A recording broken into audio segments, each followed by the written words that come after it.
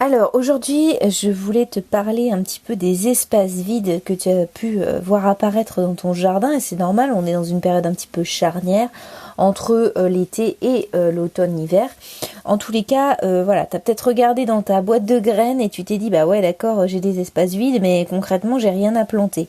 Soit des choses qui se marient pas du tout avec ton sol, soit des choses qui sont pas du tout, c'est pas du tout le moment de les planter, c'est plutôt au printemps.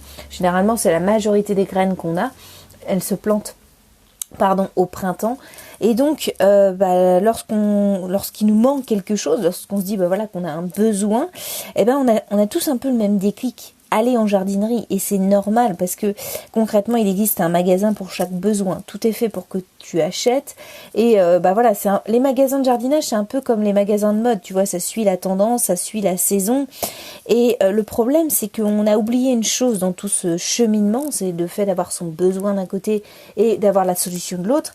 Le problème c'est qu'on a oublié que avant d'arriver en magasin, les plantes elles sont dehors, elles sont dans la nature, elles sont dans l'environnement primaire. Et c'est pas forcément le cas des autres objets du quotidien qu'on achète. Tu vois, les vêtements, ils sont passés par plein d'étapes avant d'arriver dans notre placard. C'est le cas de plein d'autres objets de notre quotidien, mais les plantes ne font pas partie de tout ça. Les légumes, etc., ils font pas partie de tout ça. Et c'est les plantes, elles sont là, elles sont autour de toi. En fait, elles sont autour de chez toi, elles peuvent être autour dans ta campagne. Et concrètement, qu'est-ce qu'elles font ces plantes-là? Elles demandent qu'une seule chose, c'est de se reproduire, en fait de vivre, de survivre même, mais de vivre et ensuite de se reproduire. Le but de la plante, il est là en fait. Et par quel biais elles vont proposer de se reproduire? Eh bien ça peut être par des fruits, c'est comme ça que tu peux reproduire des tomates, tu vois, avec les graines.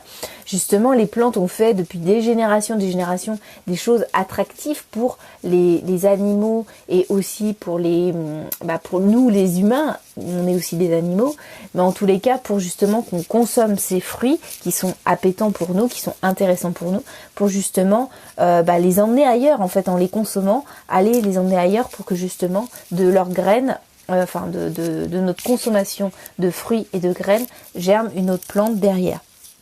Et donc elles se reproduisent par le biais des graines et de ce fait-là, tu peux récolter, tu vois, lors d'une balade en campagne, des graines justement qui sont à même d'être récoltées et c'est vraiment le moment au mois de septembre de justement faire un tour, voir s'il y a des graines qui peuvent être intéressantes pour toi. Alors le but, il n'est pas d'arracher ou de dégrader le lieu où tu vas récolter, hein. Le but, il est vraiment de dire tiens, tu fais une balade en forêt ou tu fais une balade en campagne, tiens, il y a telle plante, qu'est-ce que c'est? Moi je t'ai dit, tu utilises des applications pour reconnaître les plantes, si tu ne les connais pas, normal, on connaît pas tous les plantes. Néanmoins, tu peux regarder, te dire tiens, elle est jolie, est-ce qu'elle pourrait se marier dans mon jardin? Ça prend 2 minutes, tu récoltes des graines, tu prends un petit godet, tu mets des graines, tu prends une photo et tu mets un petit numéro ou un truc, dire plante jaune, récoltée tel jour, et hop, moi je prends des petits sachets, alors tu peux prendre des petits sachets plastiques, tu peux prendre des petits godets où moi je mettais mes crèmes cosmétiques, tu vois, tu les nettoies bien, et en balade tu peux les emmener avec toi, et puis justement récolter ces graines-là, comme ça tu en as toujours un ou deux avec toi, de quoi récolter gratuitement des choses. C'est ça aussi, c'est que la nature ne demande que ça, de reproduire justement ce qu'elle fait dans son environnement naturel, de le mettre aussi également chez toi. Et donc toi c'est super parce que ça te fait des plantes gratuites, ça te fait des plantes sympas et puis ça diversifie énormément les choses. Je vais donner un exemple. Concrètement, tu as plusieurs styles, tu peux avoir plein de plantes. Mais concrètement, je t'en ai choisi quelques-unes, en tout cas, qui peuvent être intéressantes pour toi, notamment l'amarante sauvage. Alors, regarde un peu sur Google quelle tête elle a, parce que je suis sûre que tu l'as déjà croisée lors d'une balade en forêt ou lors d'une balade en campagne. Les feuilles sont comestibles, en fait, elles ont un goût d'épinard, donc ça peut être intéressant. C'est au-delà des petites fleurs qu'elle va émettre, ça peut être intéressant de consommer ces feuilles, et qui plus est, comme c'est une sauvage, ça veut dire qu'elle est plutôt rustique, c'est une plante qui est vivace, donc t'as pas besoin d'entretenir. Donc ça, je trouve que c'est pas mal. Tu sais, moi je suis une feignante, j'aime bien J'aime bien avoir des choses qui sont simples et fluides. Néanmoins, il y a quand même un inconvénient avec cette plante, c'est que elle doit être contrôlée. C'est-à-dire que c'est un peu comme l'ortie ou chien-dent, c'est des plantes qui peuvent être rapidement invasives. Donc en fait, elle fait énormément de petites graines et de fleurs, ce qui fait que elle se reproduit très très très rapidement. Donc ça doit être une fleur qui doit être vraiment bien contrôlée. Qui plus est, une fois que tu l'as reproduite chez toi, ne laisse pas les fleurs monter, la plante monter en fleurs, mais garde-la comme justement, comme épinards en fait, si tu veux, les épinards ou comme les salades. On veut pas que ça monte en fleurs, et bien ça peut être intéressant pour toi.